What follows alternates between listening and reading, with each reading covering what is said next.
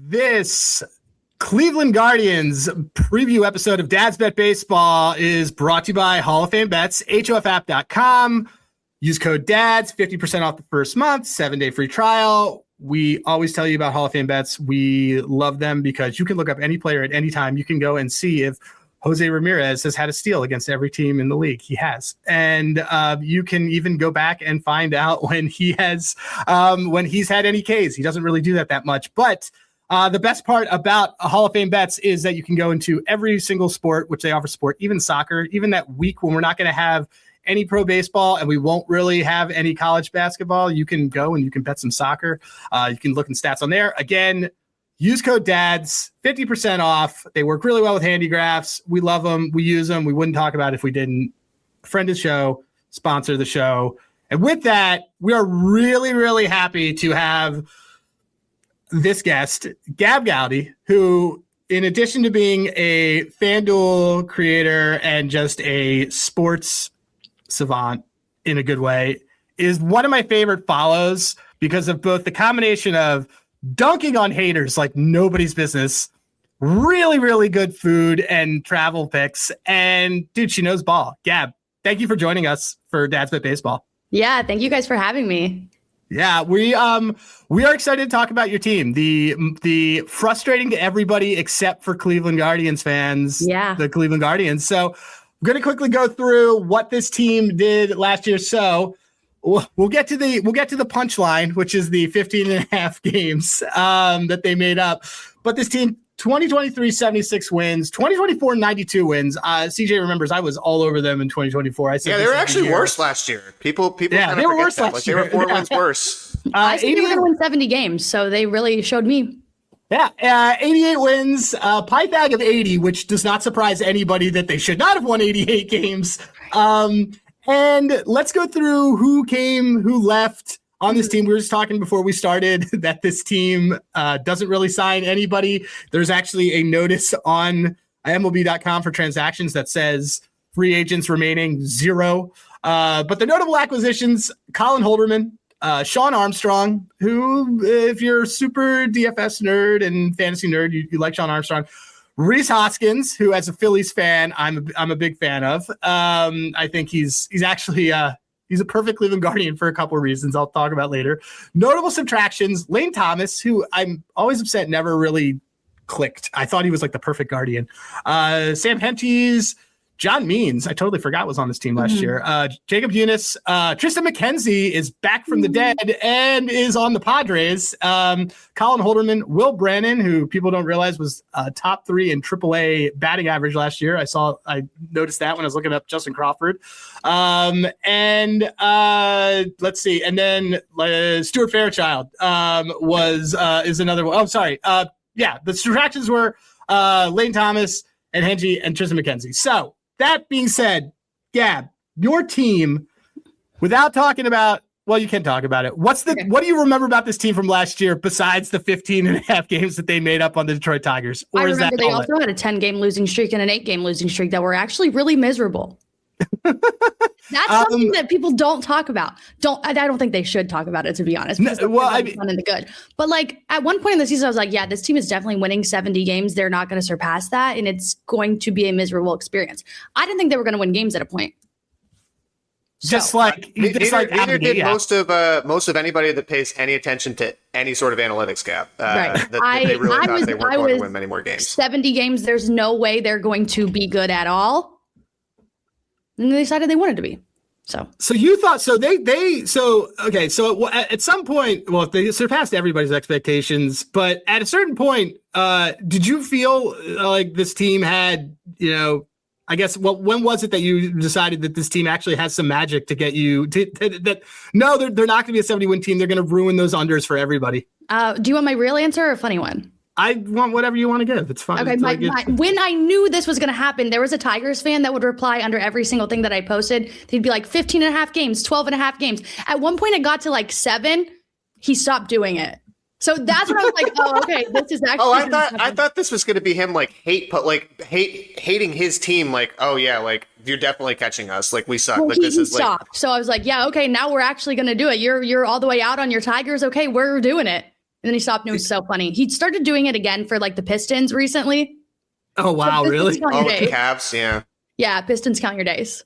That's hilarious. Yeah, that's when I thought they were going to do I never thought it was going to happen, and then it got to the end of the season, and then I just said, oh, this is definitely happening, and I actually started cataloging all of my, Detroit's going to run away with this. Detroit's got this, and all my liability I had on Detroit. Look, good for both teams in the state of Ohio, because the Reds also cashed the 6th seed for us at 35-1. Man, that series against Dodgers was not good. Now, my actual moment when I thought, hey, the Guardians might do this, it's coming down to the very last games when that ball went between Tarek's legs into the outfield. Yeah. That's when I was like, oh, yeah, okay, this might happen. This actually might happen. That I remember that series because you guys played them like a bunch at the end of I think it was like back-to-back series. It's like they had a 3-game set in between, and then they had another 3-game set. Mm-hmm. Yep. All right. So getting then to this year. So then, okay, you went through that. Everything happened. So, okay, what about this year? Are there guys that you were excited about this year? I mean, you were just out at spring training. Are there things that you saw? There are folks that you're excited about? Just team-wise, what's your expectation on this team this year? Well, I hope Chase DeLauter can play every single day. I like Chase. We're Chase DeLauter guys here. We're Chase DeLauter. They have him on the opening roster. He it feels like there's always something that makes it so that he doesn't get there. But I also have like a bunch of bookmark clips of him just hitting bombs in spring training. I don't think though that they're making the move from a Gold Glove fielder of Kwan, putting him in center, unless they are trying to absolutely serious about. No. Well, I mean, yes, that's also very possible too. They tried to do that last year. But by the way, as you know, Gabb, Stephen Kwan is one of the few players that can actually hit on this team, so may not recommend that they do that. But I don't think that they were moving him from left field to center field unless they felt like DeLauter was going to be the guy that they were going to have it every day. I mean, I would love to see Chase DeLauter every day. I feel like if he starts a season, he could have a genuine shot at Rookie of the Year. He feels like the quintessential Cleveland Guardian, like Rookie of the Year candidate. Like he kind of does like a lot of things. Like he's what I wanted Manzardo to be, but like way better splits. So Manzardo hit that bomb yesterday. Manzardo though, you know what's funny is Manzardo actually ended up having a like very good season. I feel like very like low key. He started out hot, got a little bit colder towards the middle of the season, but this is a guy that ended up with a 221 ISO to finish the season and a 768 OPS. So, like, he was. I think if you had told most Guardians fans, I think, Gabb, if I came to you last season and said, you know what, Manzardo's going to end the year 113 WRC plus. He's going to at least have almost 50 extra base hits, that 221 ISO. You would have absolutely taken that. Been like, great. That's an excellent season by him. And that was only just his rookie year. I'm a homer, but I think he could have hit 30 home runs if Carlos Santana didn't take at bats away from him. No offense to Carlos Santana, but like no. We had his under last year. We had a lot. We had his under home runs last year because we just didn't. We're like, Manzardo is taking your job, so I don't know why you're here. Right, but I don't know if Manzardo is going to be playing first base every day. That's still a question. Like the glove might not be there. Are there guys that you remember then? So like Manzardo is like a good example because I remember last year in terms of like day-to-day kind of like betting on this team, who was like kind of your favorite that is there a bet that you remember just constantly doing on this team or on a player last year? No, I did not like betting on them last season. I did not like betting on them at all. This used to be a team that you could bet on every starting pitcher to go over their strikeout any day of the week.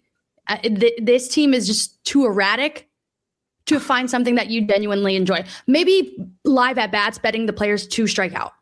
That was kind of your thing last year. I feel like, so it's so un-Guardians for them to be a K team. I remember pushing the mark because I'm a Slade Ciccone fan. And I remember like everybody was super down on him, and then he got to Cleveland and he discovered, I have a nasty changeup now. And his K prop was always way too low, and I just was hammering that all the time. And he looked great the other day too. So that was like kind of the only I didn't bet a lot of at the end of the last month of the season, it was just like J-Ram every day, repeat on total bases because. Well, pour one out though. We didn't even mention him in the offseason transactions because this is maybe one of the biggest ones, which was Big Christmas, Jackenzie Noel. Oh yeah, with the two strikeouts. Man, free that was a cash cow for that was a well, free now space there's Rhys anytime Hoskins, and that's the him same. and Austin Hedges, and I love Austin Hedges, but like.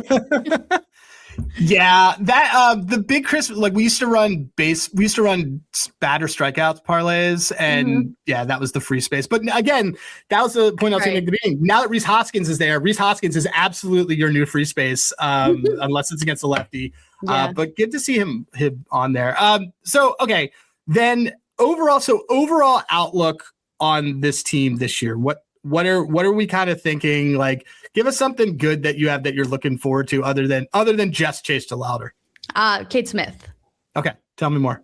I think he can replace what Emmanuel Clase did. And I know that sounds crazy. That sounds crazy because Emmanuel Clase was one of the best closers in the game, kind of, for a minute. But I think Cade Smith has the potential to be a fairly decent reliever in this league. Last year, he showed it too. But I think last year, towards the end of the season, things were chaotic and he was thrown into that position without being prepared for it. And that was probably a lot to deal with. But he still did a pretty decent job. Yeah. He was one of the dark horse guys that I was looking at for like on his saves bands because like he's going to get those ops and he did pretty well. CJ, was there somebody else that you kind of remember doing a lot with last year? You didn't pay attention because 3 years ago when you and I first started hanging out, you were like, hey, my model likes J-Ram. My model likes J-Ram. And I'm just like, well, I mean, what model doesn't like J-Ram? I mean, he's going to pop up on pretty much everything. I think, I mean, other than so the thing is, so my stepdad, diehard Cleveland Guardians fan, and you know, I usually am very much like a sympathetic Guardians, you know, from the sidelines. Again, I'm a Mets fan, so it's, you know, not in the same division or anything. But he kept texting me about this like Guardian shit back in August, and even end of August when they still were like not good. Yeah. And I was like, just shut up, stop. Like they're not. He was off to it though. Like the pie, like I was looking at the same thing that you were looking at, Berg, on the Pythag piece, and then it was just. Come September, they kind of just turned into the Brewers for me, and that like this is what they do. Like they just somehow figure these kind of pieces out together. But the one player that I was really excited on, and then I bet quite a bit coming down the stretch, was big old country Gavin Williams. That was somebody that I was very high on preseason last year. I think we both had Adam and I both had in pocket like. It was like a crazy, like, I don't know, 100-1 Cy Young on him. We had him a strikeout leader as well. He didn't even open the season healthy, and we were just like, didn't even open the season healthy. But the one thing about Gavin Williams that I was so excited to see by the end of the year was like, you don't have pitchers that come up that are, at least when they start, that are going to be able to throw as many types of pitches that he does. Mm-hmm. The problem with him is that he couldn't decide on like what he wanted to throw consistently. Like it was like he would just almost be always in the lab experimenting. It felt like every start. And then coming down the last 2 months, it was like something sort of clicked. And so I'm curious, Gabb, on your thoughts. Like, what do you have anything in pocket? Is there anything that you are really interested in on Williams for this season? Because I think for the Guardians to compete for that division, like, he's got to be the ace. Like it's not Bybee. Like it's got to be Gavin Williams' rotation. Yeah. Also Tanner Bybee. I like Tanner Bybee, but I'm not as high on Tanner Bybee as everybody else is. I think he has a lot of like mental battles he needs to get through to be able to be the ace that he wants to be. Because you can see that in a lot of games, which is good because you need a pitcher that's a bit dramatic to be good. But like, I don't know. I think just Gavin Williams is a little bit more talented. The walks though, that was really concerning last year, leading the league in walks. That is probably the Guardians' main issue. But Gavin Williams, I think his strikeout number is at 156. Yeah, it's like low for what his ceiling could be. I mean, last year was like 170, I think. Yeah. So, I mean, I would love for him to go over that. I also made an internet bet with somebody. Are you a Giants fan? Are you a football fan? Yeah, we're a football fan. I mean, I'm a Steelers fan. Yeah, I'm a Steelers fan. Yeah. We don't need to get into it. Okay, but I made like a Giants fan. I don't know what I said. Like I said something about Gavin Williams getting Cy Young votes, and some Giants fan was in the comments yelling at me, and I said Gavin Williams will have more Cy Young votes than the Giants had wins this season. Oh, That's a great bet. I like this bet a lot. So that's where we're at. That's awesome. So I mean, look, we love Gavin Williams. We took his alt on K's to get up to like 200 because like it's kind of correlated to the side. But him and Bobby Miller. I used to bet every year, and then Bobby Miller went away. And like I say, like my AL Bobby Miller is Gavin Williams. And yeah, I'm with you on this one. I just think that Gavin Williams. CJ probably has it up in front of him, but down the stretch, he just was awesome. And given that he started the year hurt, here. Yeah, what's it? So if you look at so just comparing real quick from the first half of the season to the second half. So his K per 9 goes up from his K per 9 was actually pretty good, like 8.78 to almost 10 per game. But the big thing, as I say on this all the time, is his K minus BB 9%, which goes right into your point, Gab, and that he just walks a lot of guys. 9% first half of the season, 18.4% second half of the season. He cut his walk rate almost in half in the second half of the season as well. So I think you hit the nail on the head there. It's like once he started to really figure out the command on some of the types of pitches he wanted to throw, it was like game over. And I also just love the fact that he went toe-to-toe with Skubal in that wild card game, which, okay, ultimately they did lose, but like, I like seeing that kind of shit. Like, I want your ace of a staff to be able to go, mano-a-mano with basically the best pitcher in baseball, and he did. He was like just as good as Skubal in that game. It's just ultimately, obviously, they couldn't hit. Yeah, I think like the week before that in one of the series, and I think Gavin Williams inspires like other players on the team, like other pitchers within the bullpen to pitch better because I feel like he started to lead them into that. One of the games against the Tigers, I think in total they had 21 strikeouts. He started that game. Yeah. I think he had 13, and then it went up to 21, which was amazing. So if he could continue that, I mean, that would be awesome. And no offense to your Mets, that was almost a no-hitter. Yeah. Oh, I remember. Trust me. Juan Soto took him like 450. I think at that point I was just hate watching them. Yeah. I was actually rooting for Williams to just get the no hitter. I'm like, please, just. It'll never happen. I'll never see one. I'll never see them throw one. It's fine. Wait, so because you go to a lot of the games. I've seen them be no hit like 3 times in one season. Have you been to them being no hit? Have you been 3 times in one season. Are you serious? Yeah, one doesn't count though. It counts to me, but it was like I think it was like 2021, so they were still doing like the 7-inning doubleheaders. Oh yeah, which was one of the games with 7 innings. They had no hits, so I'm counting it. Okay, wait, and then you went to 2. You've been to 2 one other against games. the Reds and then one against I think the White Sox. I think Carlos Rodon was one of them.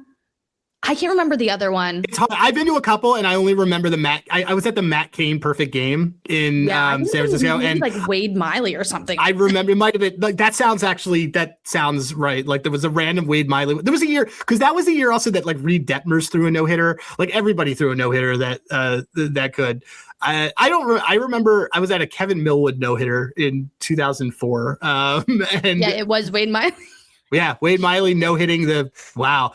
I think I've only been to one no-hitter in my career of going to baseball games. And it was when I was like one season. six years old or something. The Pirates at that time had a no-hitter between, I think it was like 4 different. Billy Wagner was on the team, and that was how far back that was. But I mean, the only good thing I guess, Gav, about no-hitters, if you go and see your team get no-hit, it's usually a quick game. So you're out of there pretty fast. For me, it was weird. Like I mean, I don't know for you, but when you've been, I don't know if you remember, like you don't realize what's going on. And it's actually kind of a boring game because literally not. And then if you put on the radio, I'll sometimes put on the radio there. I'm like, oh, I didn't even look at the score. Like it's 0. Like what was, did you, I mean, even though you're on the receiving end of this no hitter, did you like remember like noticing that or anything different? Oh yeah. Yeah. They're on the verge of getting no hit many times a season. So it's always in my mind. It's just, this could be another one. Okay. Well, one of the other things that you constantly do that I think is awesome is, you are justified in being able to say what ballparks have the best food. And I know that you have a list of a few that you haven't been to, but you have a longer list of ones that you have been to. This is not going to be in a particular order. And I know you're also doing a countdown, so people should be going to your content to see how you do this. But give me like 2 or 3 of the best things that you've eaten at the ballpark over the last 3 seasons where you've been to all of the good ones. I mean, almost everything is from Camden Yards. Yeah. I love that place. Really? Okay. Yeah. Yeah. No, I've had some good things at City Field too, but Camden. I was going to say City Field is like underrated also a little bit in terms of. Yeah. I got like this steak lobster sandwich at City Field. Oh, wow. I thought it was a steal. Like the sandwich was massive and it was $40 and you get like a steak with lots of lobster chunks. Probably like the Pat LaFrida or whatever. Yes. Yeah, it was that. Yeah. It was really, really good actually. I also like that they give you wine glasses with like Mets script logos on there. I think those are really cute. I think other stadiums should do that as well. But Camden Yards, I had the best sandwich of my life. Like this sandwich was so good that I literally went to the place's storefront the next day so I could get it again. It was like $10 cheaper, but what was it? It was just like a fried chicken sandwich on like a bao bun, but the sandwich was like dipped in a curry batter and then fried, and it was so good. I now know why Pete Alonso left City. Yeah, there you go. At Camden Yards. Yeah. Berg called this. It was really just the chicken sandwich all along. They have a hot dog with mac and cheese and crab chunks on top of it. Yeah, I try to think of the stuff that I mean, I'm the only time when I lived in the Bay Area, the only time I would ever have garlic fries would be at a Giants game. And I remember, so if I ever like was on it, like for the first couple times I was there, I was like, oh, it's a great idea to take someone on a date to the Giants game. No, it's a terrible idea. Not with the garlic fries. Not a garlic fries. It is a terrible idea. And I would realize that the first two times I realized that by the third inning, I'm like, this date's already going to go poorly because of this. But yeah, that was like the one big thing I remember there. And then I don't know, like the thing at like City, like Citizen Bank it's okay. It's all Philly food that I'm gonna. Whenever I'm there, I go there anyway. Fenway's great. Like I still think a Fenway Frank and a Dodger dog are just hit different. And I can vouch for all of the Fenway different types of ice cream they have on the top level because I took my daughter there for her first game 2 years ago, and that's all she wanted to eat. And then she proceeded to have a sugar crash the fourth inning and need to go home because all she had eaten was two different types of ice cream. Pretty much, yeah. Okay, so Gavin Williams, you're gonna do let's go back to Chase DeLauder. Tell me the best case. What's the best case scenario for this team, and then what's the realistic worst case scenario for this team? I'm assuming the best case involves Chase. The best case scenario is Chase DeLauder actually plays an entire season. I don't know if he's capable of doing that, which we've seen for the past 3 seasons. He can't stay healthy. He played 2 games in a row, and they said his back was hurting, so he had to take a break. Yeah. So can he be able to play in a 162 game season? I don't know if he can do that. That's a big concern with Chase DeLauder. Probably why his number's longer. What did you say? Sorry. It's probably why I'm now realizing it's probably why his number is longer. 22-1, by the way. Because FanDuel for that. Because I don't know if he's going to be able to stay on the field. That's the biggest concern with him. Like I don't have any concerns with him at the plate. I don't have any concerns with him in the outfield, even though the very first ball hit to him, he did drop, but his debut was in a playoff game. So that was crazy. Yeah. My only concern with Chase DeLauder is his injury history. He's 24. Yeah. Which is older for a rookie. I was just looking at the lineup right now. The lineup right now has Rhys Hoskins, by the way, slotted at the 5. Oh, shoot. Which is kind of like hilarious. And then because I'm like, Chase DeLauder in this 6 role here. I mean, he still projects to have a twice the WAR that Rhys Hoskins does. I'm also looking forward to Bo Naylor. I don't know how you guys feel about Bo Naylor. He changed his swing and he was a beast at the end of the season. Yeah, so I put out like 10 Guardians hot takes. These were like all just I don't think most of these will happen. These are just like my high end things that could happen for this season. And the very last one I said, Bo Naylor will be good and you guys will have to apologize to me. That was the hottest one on the list to everyone. They were really mad about it. Did he, I think like someone has it. I had it before, but his September stats were insane. And he apparently like completely changed his swing. I remember him. I have a Bo Naylor betting memory when he didn't hit home runs, which was like all up until last year. So Reed Detmers was pitching against him, and I had the Reed Detmers under outs, and he was cruising. And then Bo Naylor hit a grand slam off. And he walked, hit a guy, hit another guy, and then Bo Naylor hit a grand slam off him, and they immediately yanked him. And I should know business winning that bet, but I very vividly remember Bo Naylor doing this a couple years ago. 872 OPS, by the way, in September. So that's bonkers. Yeah, and I don't think, because just a casual fan, I'm not like knocking on anyone's fandom, but I don't think they realize like the catching throughout the league, it's not great. Yeah. You're not finding a catcher that's both ends, offense and defense, doing amazing things right now. Yeah. The Phillies had to bring back JT Realmuto because depth is so bad, and he's like just about at replacement level. Yeah. So the Guardians fans, like, they clamor that Bo Naylor is terrible. They need someone to replace him. But I'm like, who are you realistically replacing him with? That's going to be an attainable upgrade. I still miss that Josh is not on that team. No, Josh Naylor is a perfect Mariner, and another. That's one of CJ's dudes. We have guys that are CJ's dudes, and it's Josh Naylor, it's Merrill Kelly. I also judge guys that I like based on how much it pisses off my in-laws and who are big Yankee fans. Oh, and there's few people that really, really got under their skin than Josh Naylor. Like, they I don't still know talk about him doing that rock the baby thing. I don't even think about it. Like, I don't think about it. Yeah, I'm like, every Guardians fan that has put this out of their mind except you guys. Like, I don't understand what's still the hate with it. Yeah, that's the craziest part about like Yankees fans. Like, I feel like the Yankees fans, they beat the Guardians in the playoffs every single year, so that doesn't really matter. But they act like we're like this evil group of people, and I'm like, you guys are worse, and you guys beat us. So I don't know what you're saying. You guys live rent free in their head because their payroll is 15 times what yours is. They actually can't keep their stars, which is like hilarious. Like the hilarity in the fact that Jose Ramirez twice has taken under market value to say, I'm going to stay with this team. And Yankees like kept Judge, but otherwise like their guys won't go anywhere. Almost didn't have Judge, by the way, either. Almost that didn't. Was very, very close to happening. He was a Giant, so yes, like it was so. And there's never been a scenario where Jose has been like, sort of LeBron. I don't want to get decision level, I guess, between, I shouldn't have used that word with the Cleveland fan here, but there's never been a case there where it's always, they've kind of been able to figure things out. Real quick, Gabb, one other rookie I really just wanted to quickly highlight, which would be number 1 overall or former number 1 overall pick, Travis Bazzana. So he's actually longer odds right now if you're looking on FanDuel for Rookie of the Year. Mm-hmm. But I mean, he's obviously going to have to be a key component as well for this team to be successful this season. Like, do you have any take on him? Like, do you think any value in kind of looking at him over DeWater for some of the other reasons we talked about with injuries? You're shaking your head like, absolutely not. You won't be seeing him. Ooh. You maybe not see him. You won't see him maybe till September. Okay.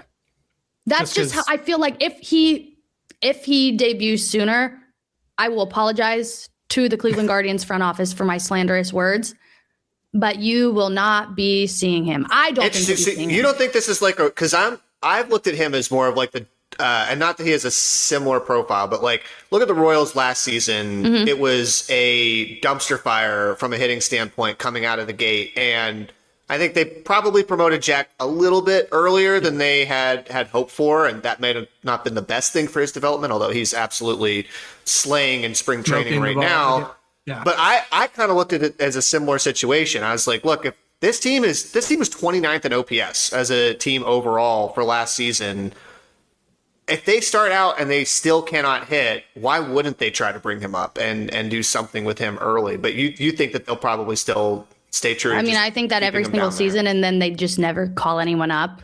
And then they call up players that have already been up, and we're like, this isn't going to work, so why are we still trying this? So that's I genuinely don't see them doing it. I would love if they did. But like they even surveyed the front offices around the league. They said Cleveland Guardians are the biggest hoarders of prospects far and away. So that's because I was going to ask, is Parker Messick still a thing? It kind of feels like, well, I'm looking at I don't know. Like outside of like Tanner Bybee and Gavin and Slade, that rotation, I don't know what it's going to be looking like. I had Cantillo. I liked him for a while. Like I had his under K's yesterday for degeneracy in spring training. They have, by the way, CJ, the good Logan Allen. As we have a website, and so there's 2 players. So we have a website, Handygraphs, and it's all this baseball data. And there are 2 players in the league that it gets tripped up on. Actually, there used to be 3, but one of them was suspended.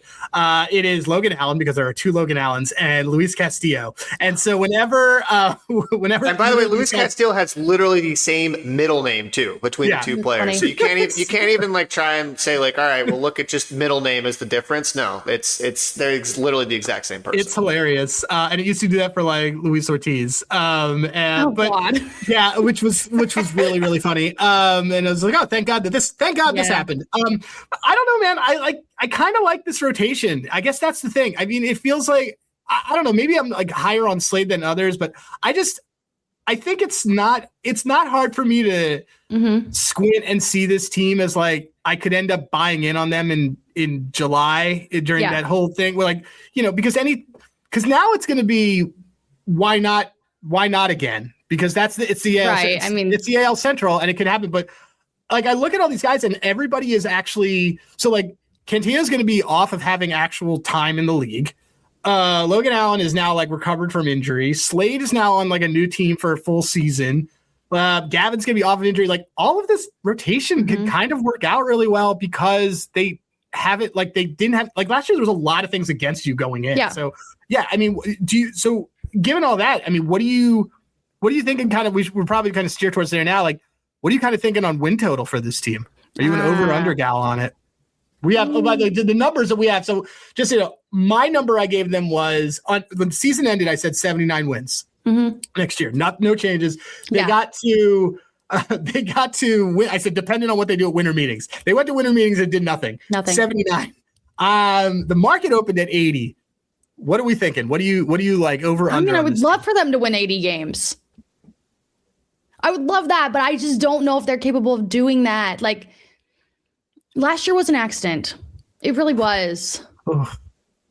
This is true fan talk. This is wow. Yeah, I was just about to come in and be like, could you make a case that rotation and lineup wise, this team is better than the Tigers? Because I actually could make that case. What? I could make that. Oh yeah, I think I could definitely make that case. I don't like. Okay, yes. So I'm like a Tigers. I used to like the Tigers. Like, I was really in on the Tigers. Probably not last season, the season before, like July. I'm like, this team is going to make the playoffs. It was like plus 700. I said, this team is going to make the playoffs. I was in on them. I was really nice and sweet about the Tigers. And then they started shading me. And then they were really mean. So now I'm out. I'm out on the Tigers. Fun stadium, though. We'll say that. It is. It's really cute. Really, it's really nice. Fun. Great area, too. Like, yeah, you can get to everything. Too. It's really nice. Like, I like the city of Detroit. I think the city of Detroit gets a lot of hate for no reason. Kind of like Cleveland, but whatever. But the Tigers, I'm out. I'm out on them. I would take, there's pretty much everybody in this lineup other than Gabriel Arias, I would take over Zach McKenzie. So, like, it's just, I don't know. I take Jose over Riley Green. I mean, you only have Kerry Carpenter hitting right-handed pitching. Carpenter. Like, I think if you play sort of I'm going to run this through a simulation, are the Tigers a better team than the Guardians more times than not? Yes, they definitely are, because of Skubal, and you've also got Framber there now. Like, they also have some upside as well. I mean, McGonigal is a prospect right now. Like, if he actually hits the way that he's been hitting in spring training, like, that is kind of a game changer for them. Right. But I also think that there's still a decent, like, chunk of those scenarios where Gavin Williams becomes the guy that we saw at the end of last season. Bybee, like you said, kind of figures out some of the mental things he's been dealing with and becomes a really solid number 2, like sort of 1.2 starter. And you have guys like Bo Naylor, Manzardo, DeLauder. Like, there's a lot of upside on the lineup's potential that, if it comes together, I mean, you can say this with every team in terms of like the if this then this, but I weirdly see more upside for the Guardians in terms of there's some scenarios where they could actually be like an 88 to 90 win team than I did last year. But I think I'm still agree with that under on the total. If I had to pick a win total under, I would say yes, under. But I think there's more. I can make more cases and squint and see. Yes, they could actually get to 90 wins, and it wouldn't totally shock me. The only thing that I think is gonna this is gonna sound crazy because it's such a long season. the start of their season is pretty difficult. Like I could see them having no wins going into opening day in Cleveland.